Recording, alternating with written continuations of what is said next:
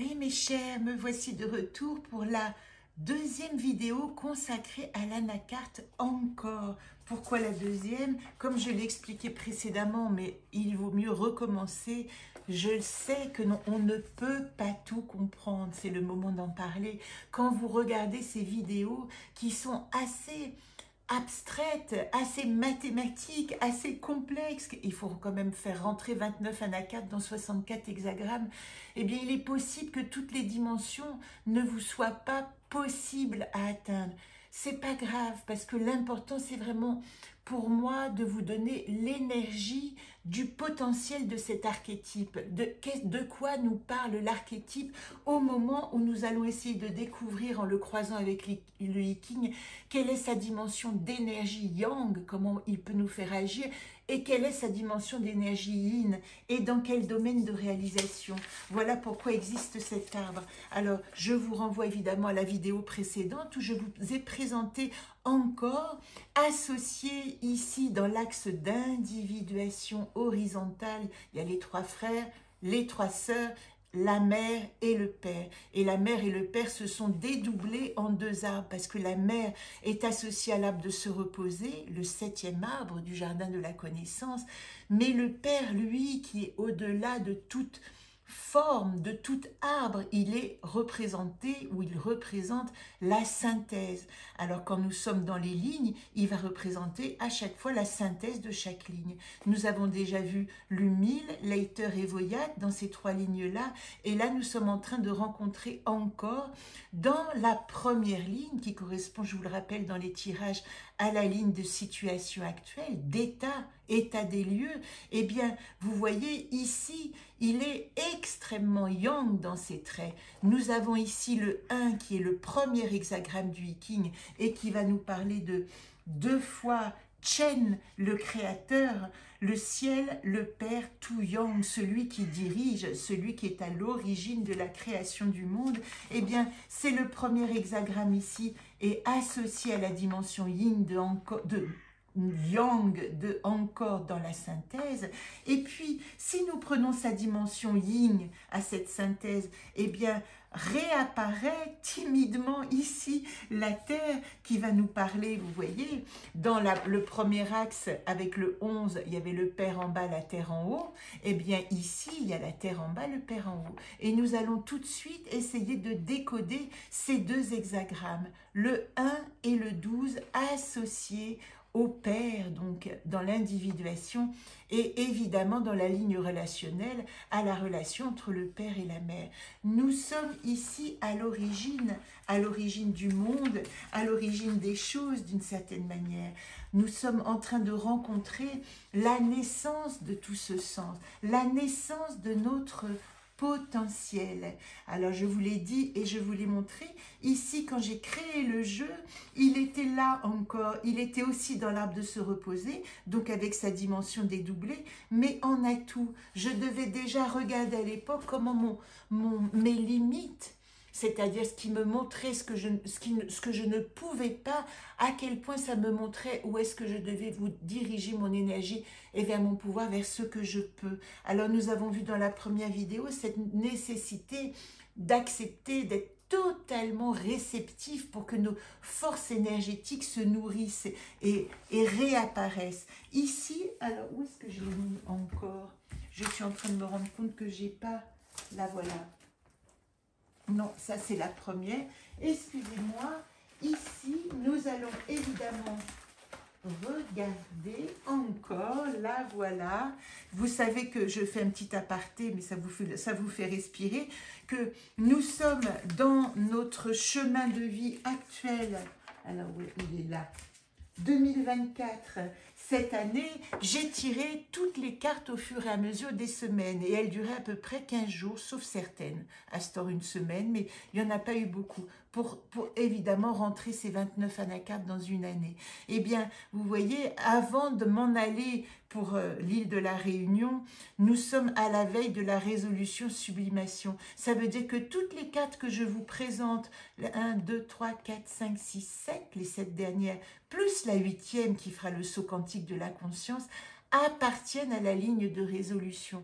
Mais je ne les ai pas encore tirés, car je tiens vraiment à les tirer à chaque semaine. Donc je suis en train d'enregistrer les vidéos de toutes ces cartes. Et c'est vous qui découvrirez la place dans quel arbre elles vont se présenter. Intéressant, n'est-ce pas? Ici, nous avons Kien, le principe créateur. Kien, deux fois, c'est la puissance d'énergie, comme je vous l'ai dit, fondatrice.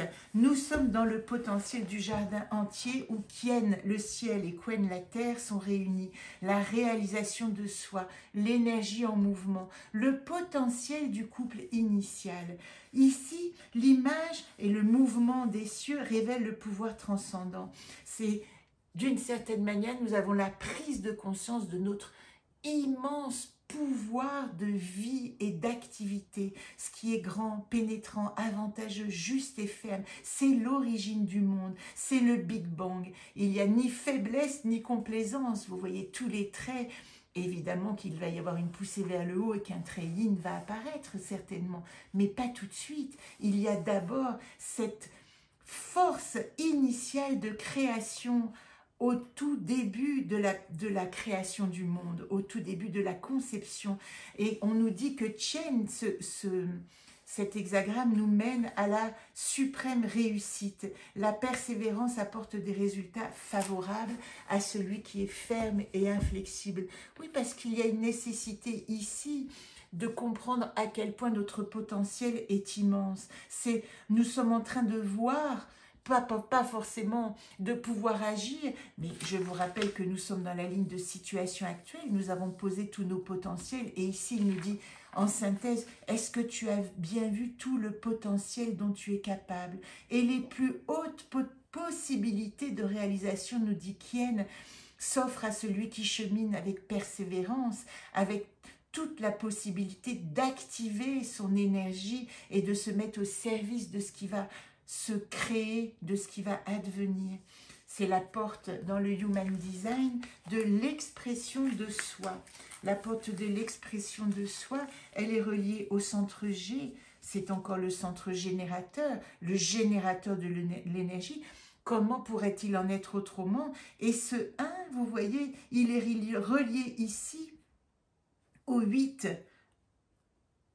C'est la porte harmonique qui relie au chakra de la gorge. C'est la possibilité, ce 8 s'appelle d'ailleurs l'union. Il correspond à un besoin profond d'exprimer le soi. C'est une porte qui demande de l'attention parce qu'elle a tout son potentiel créatif.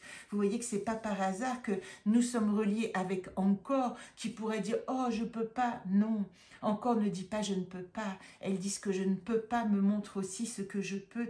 Et à chaque fois que nous tirons une carte, nous devons activer cette dimension. Où est mon potentiel? Comment je vais pouvoir interagir avec les autres, me relier aux autres, et à partir de quel potentiel de mon soi je vais pouvoir communiquer. C'est intéressant parce que c'est une source très forte d'inspiration pour les autres.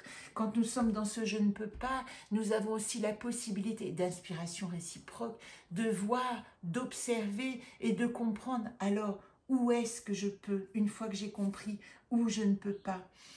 Si nous prenons l'astrologie associée, Christophe Guillaume, c'est le ciel, le créatif. Christophe Guillaume nous dit, il représente l'alpha dans le cycle, le germe initial de création. Ce sont des mots forts, hein.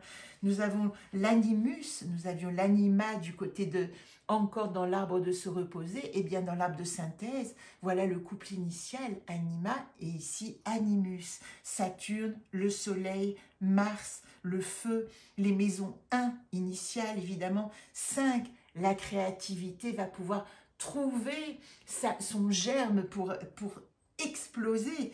Et puis la maison 9 également, de l'inspiration, les maisons de feu. Il y a probablement, autant il y avait une projection féminine dans l'arbre de se reposer, autant ici, il va y avoir une projection sur des figures masculines. Donc, où est-ce que je prends exemple? Où est-ce que je trouve mon maître? Ça fait partie aussi des questions que nous avons dans cet hexagramme. Si nous prenons la dimension 4, yin de l'arbre de se reposer, eh bien il y a au moins une entrée, vous voyez Kien, Kien 2 fois, Kien encore une fois en haut, et ici Quen le réceptif, la terre, va nous parler de soumission à ce qui doit être. Nous avons la porte Pi de l'immobilité, la stagnation, on peut l'appeler aussi. La stagnation, regardez ce magnifique idéogramme. Le ciel et la terre sont divisés, image de la stagnation. L'homme sage se retire en lui-même et dissimule ses vraies qualités. Il évite ainsi les calamités qui le menacent. Alors ici, vous avez vu comme c'est intéressant. On pourrait imaginer que la bonne position, c'est d'avoir le ciel en haut, la terre en bas. Non, parce qu'il y a cette poussée qui dit que le ciel doit pousser la terre à se réaliser. Et ici, la terre, elle est sous le ciel. Le potentiel du couple initial, il doit nous faire accepter de s'unir pour toutes les potentialités, mais aussi de savoir s'arrêter quand ce n'est pas possible. Il ne s'agit pas ici, et ça c'est vraiment la dimension humble, on va dire, de encore, de dire « Oh, je peux pas, je vais utiliser toutes mes forces pour pouvoir quand même. » Non, je dois accepter que là où je ne peux pas, il y a un arrêt, une stagnation, nous dit le Hiking avec ces mots très forts. Il y a une impossibilité que je dois reconnaître, que je ne peux pas faire. Et c'est intéressant parce que dans le Human Design, nous sommes associés à la porte de la prudence. La porte de la prudence, eh bien, ici nous montions dans la gorge, eh bien ici nous partons de la gorge et nous allons dans le plexus solaire des émotions. Oui, ici, il y a des émotions fortes qui peuvent être agitées et il y a la particularité. C'est la seule porte ici qui va nous dire qu'il ne faut rien faire. Autant toutes les autres portes qui sont des portes de communication nous disent « je dois agir » pour essayer d'activer cette porte harmonique. Eh bien, cette porte douce qui descend dans les émotions, eh bien, quand elle est activée, elle dit « ne rien faire ». C'est aussi un acte de rien faire. Il y a une nécessité de prudence qui est liée à l'humeur qu'on ressent. Et cette humeur, on ne peut pas s'y fier parce que les émotions sont trop fortes. Donc on va être dans des humeurs qui vont nous déstabiliser ou nous désaxer. La nécessité de retrait avec grâce pour mesurer le pouvoir que l'on s'accorde. Observer ses doutes, s'effacer, réconforter, collaborer, soigner, donner forme, nourrir. Il y a une puissance d'enfantement, mais qui a lieu là de vraiment se relier à toute l'humilité de « ce n'est pas à moi d'agir, c'est à moi de recevoir ». Alors, on va évidemment retrouver en astrologie les forces de stagnation. C'est quoi? Les signes fixes. Ça, c'est intéressant. Tous les signes fixes, les axes des fixes et taureau, lion, scorpion et verseau vont être ici sollicités. Qu'est-ce que je fais de mon pouvoir? Pluton également, car Pluton nous arrête dans notre action pour détruire ce qui n'a plus lieu d'être. Les maisons 2, 5, 8 et 11, il y a une notion ici de pourrissement, de décantation. Les mots sont forts et c'est pour ça que nous la relions à Pluton. Et une notion de Saturne dans sa dimension temporelle. Saturne, c'est le maître du temps, mais dans la dimension du temps qui s'arrête et qui s'éternise.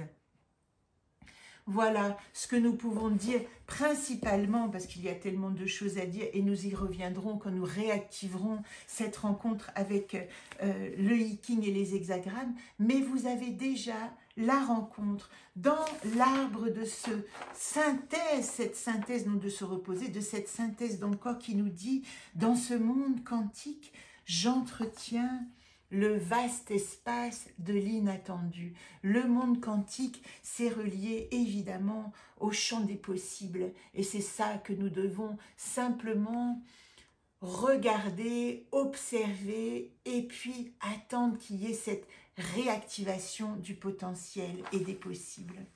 À très bientôt pour une prochaine rencontre.